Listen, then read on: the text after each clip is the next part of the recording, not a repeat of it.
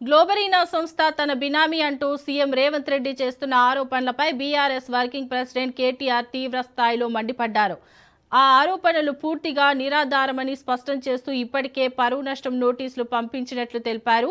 నిజంగానే ఆ సంస్థ తన బినామీ అయితే నేడు కాంగ్రెస్ ప్రభుత్వమే ఎందుకు ఒప్పందాలు చేసుకుందని నిలదీశారు.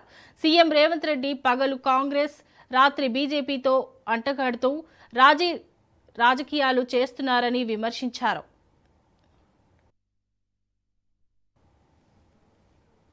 BRS working president KTR CM Revanth రెడ్డికి లీగల్ నోటీసులు పంపారు.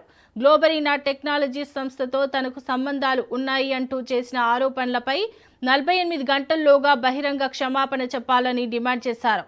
లేని పక్షంలో పరువు నష్టం దావాతో పాటు సివిల్, క్రిమినల్ చర్యలు చేపడతామని హెచ్చరించారు.